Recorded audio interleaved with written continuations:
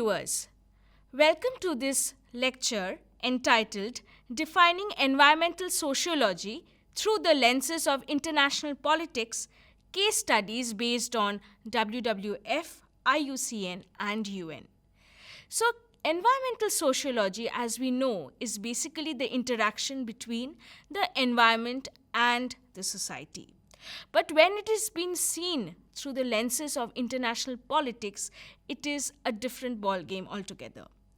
But in case of international politics, it is basically an interdisciplinary subject that draws attention from various other fields, which includes like history, geography, economics, philosophy, law, and most importantly, the sociology part. International politics is about the world that we live in, the challenges we face, the powers, the struggles, the obstacles, followed by the opportunities which the world provides us with. It is about the different ways in which we think about the world, and in fact, keeping that in mind, the challenges and also realizing the opportunities and the ways to tackle those challenges. It is also about the ideas, the practices, people, and the places. It is about the increasingly complex and intertwined nature of local, national, regional, international, and global problems. So in this way, the international politics is being categorized mainly into three main bodies, three of them being WWF, IUCN, and United Nations, or the bodies under UN.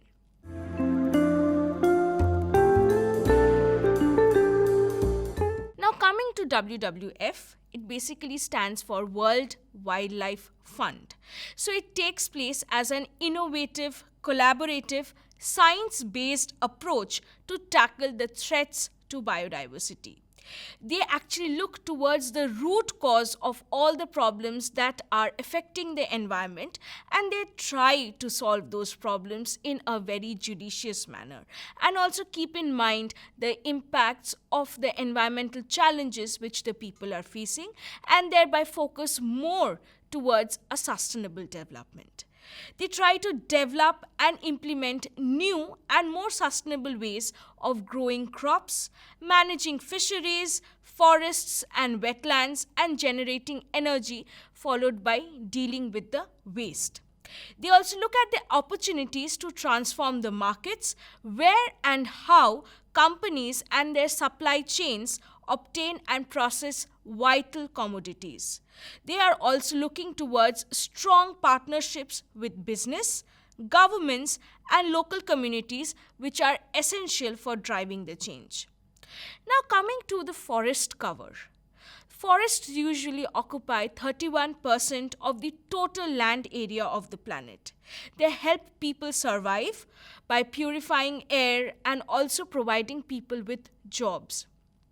13.2 million people all across the globe already have a job in the forest sector, and another 41 million people have a job which is related to the sector.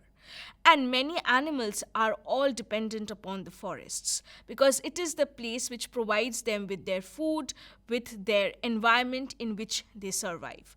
But the sad part of the story is that the forests are degrading.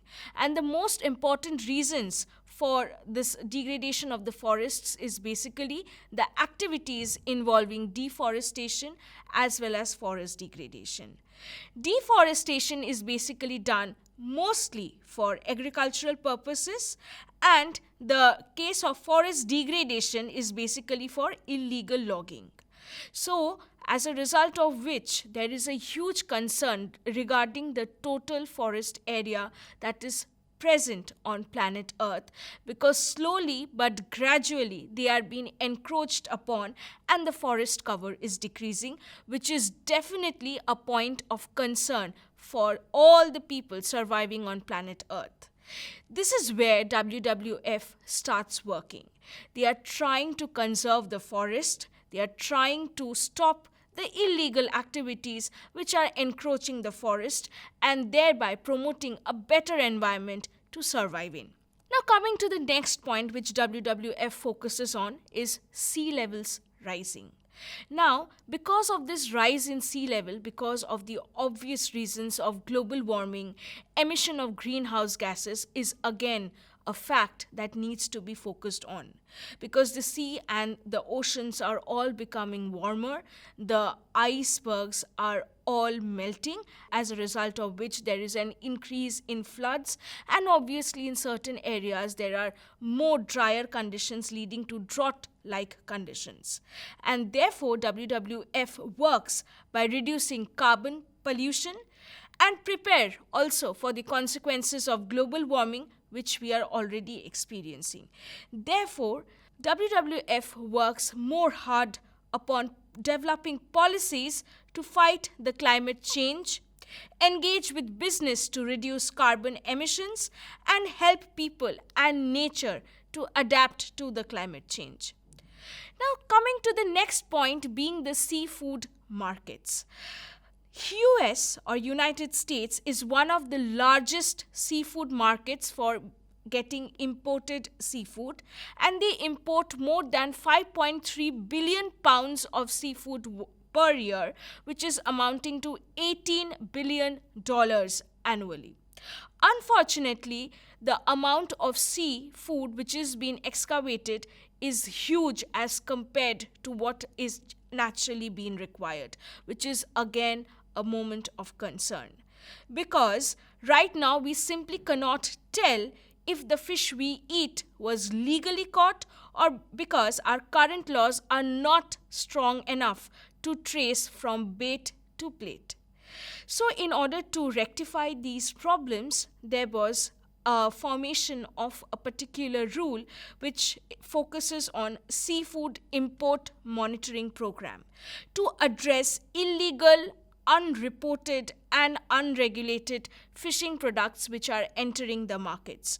The new rule is effective from January 1st, 2018, which sets up reporting and recording, keeping requirements for certain seafoods products to prevent this illegal, unreported and unregulated catching of fish. As a result of which, this WWF works hard upon these facts, keeping in mind that the overfishing or catching of fishes which are illegal shouldn't be done, and rather they are trying to helping to stop these problems and find much better solutions in order to avoid these problems. Next, coming to the other point which WWF focuses on is the wildlife crime. Wildlife crime is a big business. It's basically run by dangerous international networks. Wildlife and animal parts are trafficked much like the illegal drugs and arms. For example, the animals are being poaching of elephants are done for ivory. Tigers are being killed for their skins and bones. However, countless other species are similarly exploited, mainly like marine turtles to timber trees. This wildlife crime is something which is actually destroying the entire wildlife and also creating a more impactful event whereby they are putting a sort of stop, or rather creating an era whereby there is a high possibility that there will be more and more extinction of species. Already the species, some of the species are endangered, some are vulnerable, some are rare. But if this level or rate of wildlife crime progresses, that time is not much far whereby these species will become extinct. So WWF works towards this, whereby stamping out wildlife crime is a priority for it, because it's the largest direct threat to the future of many of the world's most threatened species. It is second only to habitat destruction in overall threats against species survival. Coming to the next point which WWF does is related to the deposits of oil and gas. Oil and gas exploration is being done effectively in places of Arctic regions as well as the Virunga National Park in Congo Basin.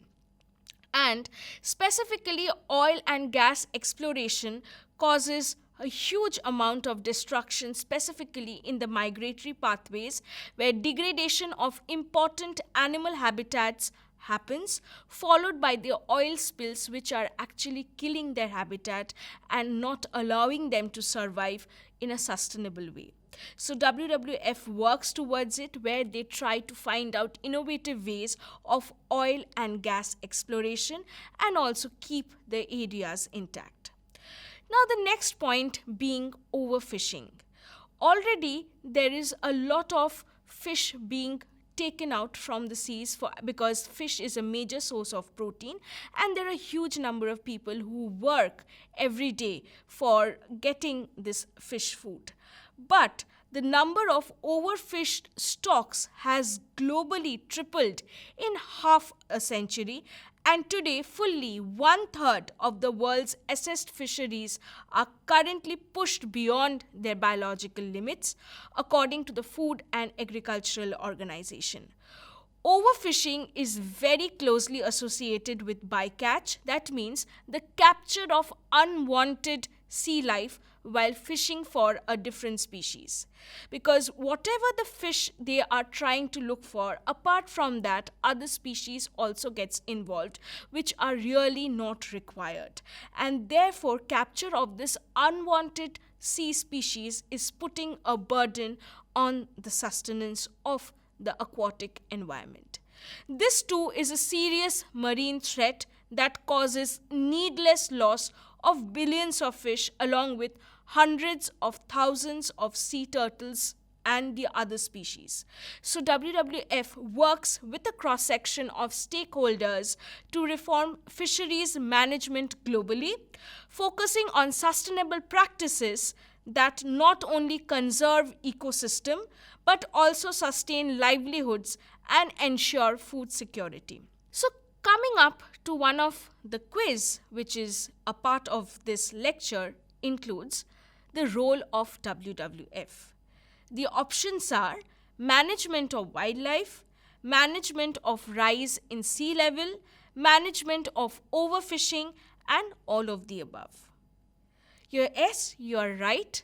The answer to this particular question is all of the above, because from the previous lecture which you have heard, you get to know that WWF has worked very hard for keeping in mind all the activities that are actually harming the biodiversity and trying to find judicious ways, yet sustainably, to find a middle ground whereby the quality of life and the quantity is both preserved together.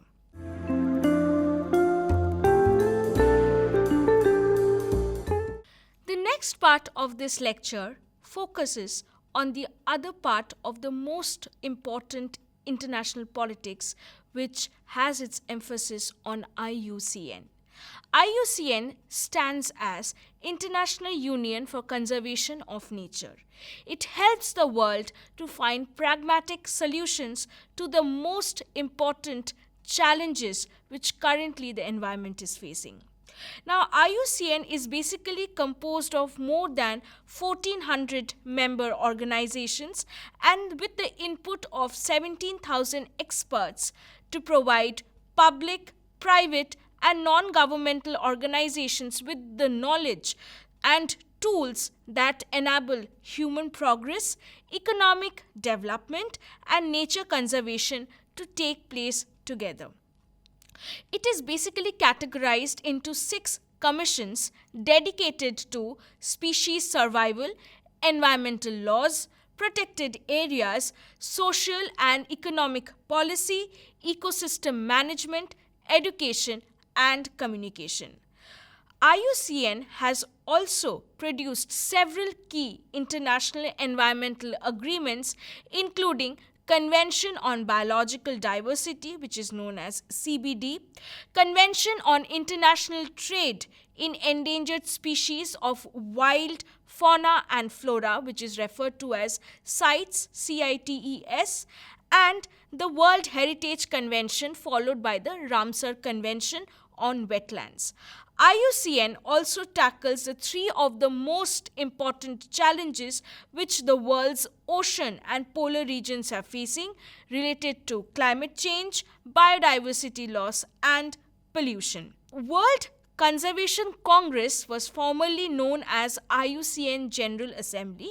This World Conservation Congress is IUCN's highest decision-making body. It elects the council, including president, and approves IUCN's work program and budget.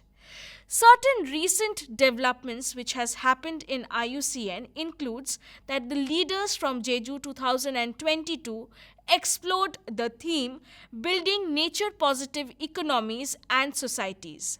It included leaders' dialogues, networking, informal business meetings, pitch events, and opportunities for leaders and change makers from across sectors to connect and also build partnerships to catalyze the action. IUCN also welcomed the post-2020 Global Biodiversity Framework, which was adopted at the UN Biodiversity Conference in Montreal, Canada on 19th December 2022 after 4 long years of negotiations. The other recent and the most important development being the formation of Resolution 122, whereby IUCN notes that if deep-sea mining is permitted to occur, biodiversity loss in these unique areas will be inevitable. And the consequences for ocean ecosystem function and for humanity could be vast. It is also at the forefront of the global fight to save species from extinctions. IUCN is also the official advisory body of the World Heritage Convention, whereby if any particular area is to be designated as a heritage site, then IUCN looks after it whether all the parameters are intact and can be addressed to as a World Heritage Site.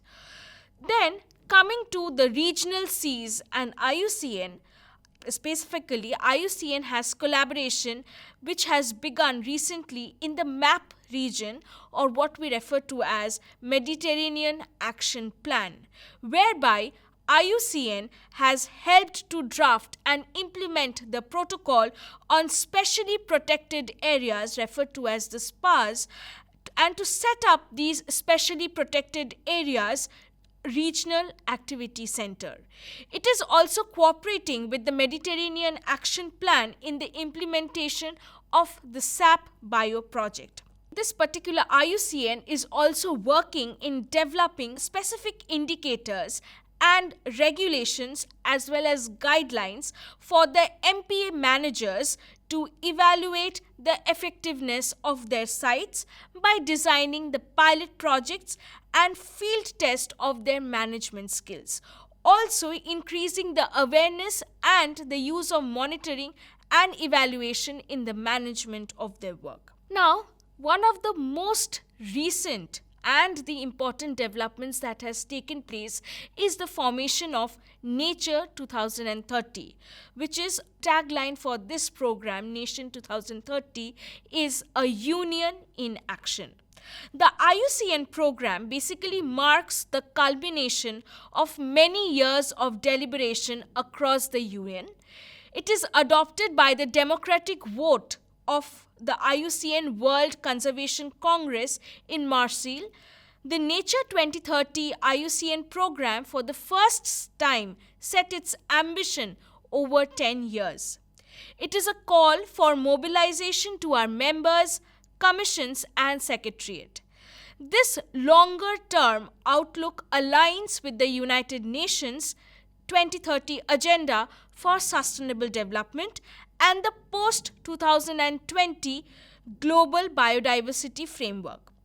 The 5 pathways to transformative change, which probably or is currently the outline of what Nature 2030 is all about, focuses on 5 major things, as I mentioned earlier, like recognize, retain, restore, resource, and reconnect.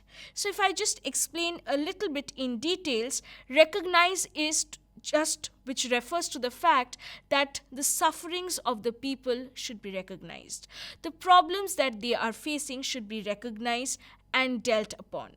And the kind of unprecedented challenges which the people are facing in relation to the environment is something which should be the focus area of IUCN, and also, as its ambition is being set over the next 10 years, try to work upon them and achieve progress over there.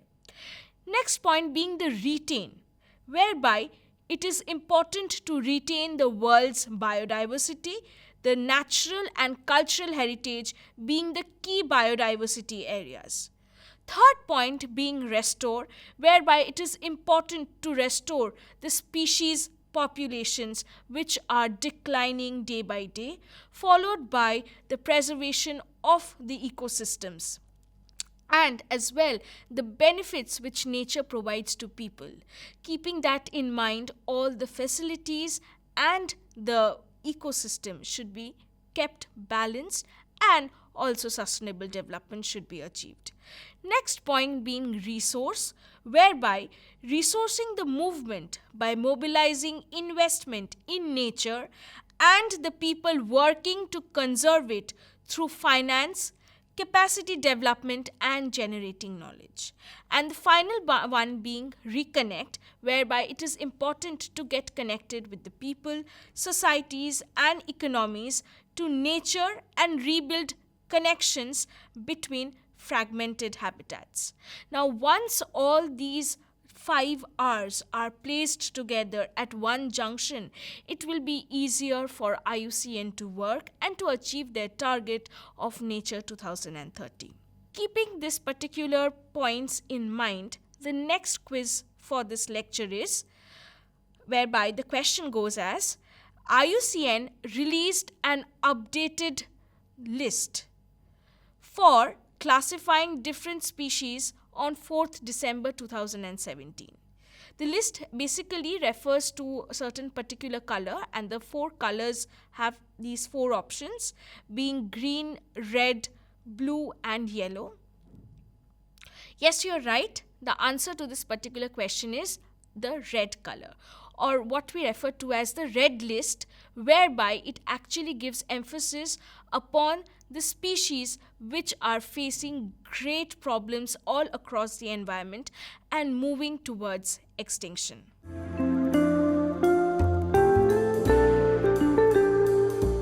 Moving on to the next part of the lecture, whereby they are focusing on the most important part being the bodies that are present under UN or United Nations. Now, along with United Nations, it is basically an umbrella term. Under that, there are many governing bodies which are present and working towards achieving certain environmental factors which are actually ruling the environment and having detrimental impacts upon it. So basically, the one of the most important governing body which is present under UN is the World Bank.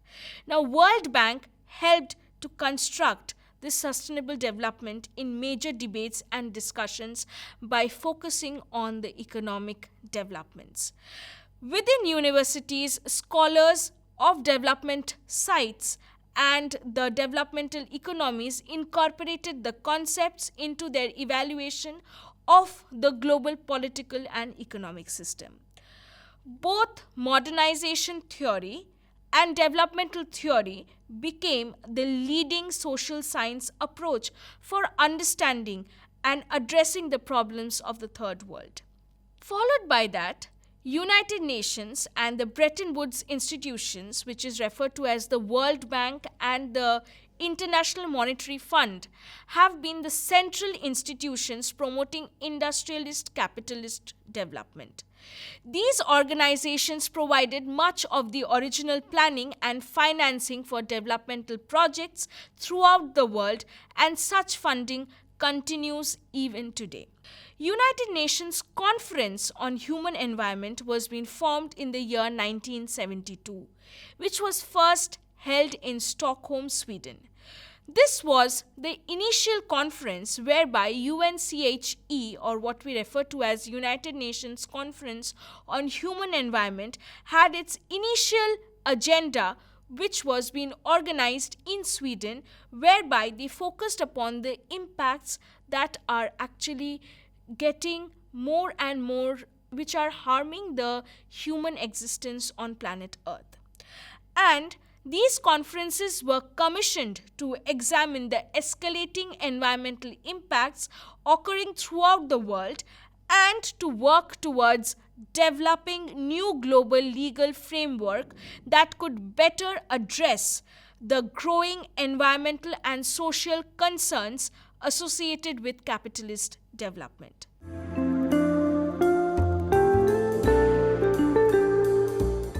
Next, coming to UNEP, which is another governing body. UNEP stands for United Nations Environment Programme. The initial Stockholm Conference also created this UNEP, whose mission was to provide leadership and to encourage partnership in caring for the environment by inspiring, informing, and enabling nations and people to improve their quality of life without compromising that of the future generations. Over the next 40 years, United Nations, they hosted a series of these kinds of conferences. One of the famous one being the Rio Summit, which was being held in Brazil, where the concept of sustainable development was the central theme. And in 1992, the Commission on Sustainable Development was established in the proposal Agenda 21. The best known definition of sustainable development was a product of UN World Commission on Environment and Development, which was formed in the year 1983 and is also known as the Brundtland Commission. The report of WCED, or the World Commission on Environment and Development, has been formulated under Our Common Future, which was published in the year 1987, creating the most iconic definition of sustainable development, whereby it is being said that the development that meets the needs of the present generations without compromising the ability of the future generations to meet their own needs. Now, UNEP's, or the United Nations Environment Programme, structure basically includes 8 divisions, which includes a science division that looks after the scientific affairs, the kind of scientific experiments which are essential for keeping the environment intact. Followed by that, a policy and program division, which makes the policies and the programs for UNEP. This division ensures that the divisions are all coordinated. The third point, or the third division, being ecosystem division, which supports the countries in conserving, restoring, and managing their ecosystem. It addresses the environmental causes and consequences of disasters and conflicts. It helps the countries to reduce pollution from the land-based activities, including increase in resilience to climate change, and think about the environment in their development planning.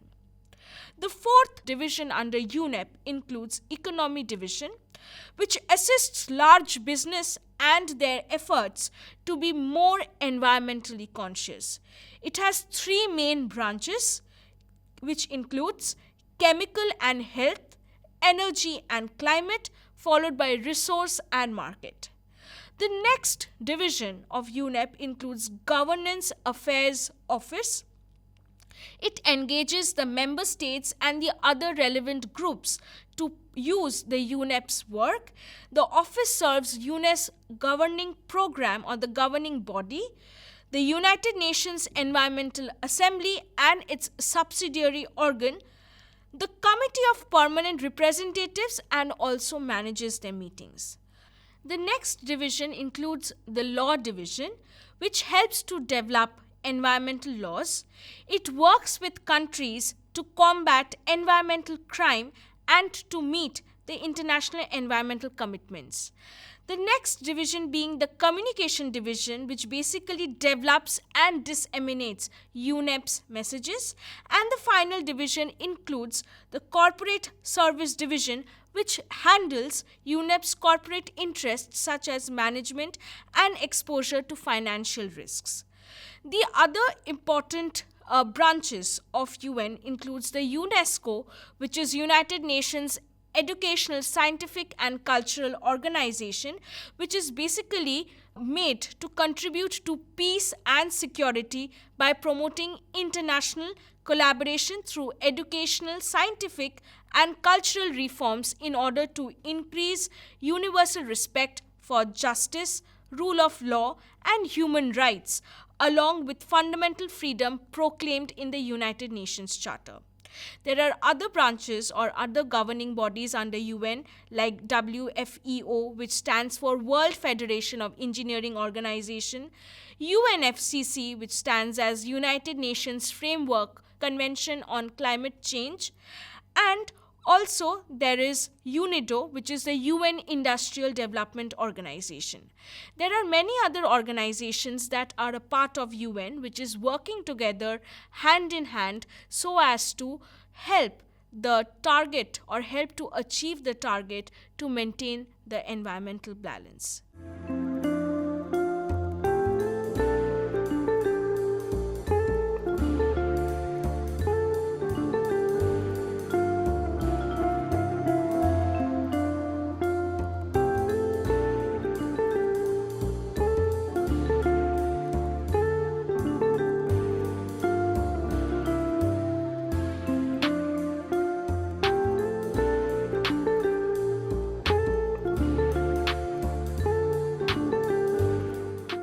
So therefore, I would like to conclude this lecture by saying that although environmental sociology is basically an intermingling of environment and society, but when it is being seen through the international politics, which includes the work of WWF, IUCN and other governing bodies present under UN, a lot can be seen as how all these agencies are working really hard to achieve the targets of creating a balance in the environment. Therefore, it is also the duty of the residents residing on the planet Earth to also help together these organizations to achieve their targets and thereby make the Earth a better place to stay in.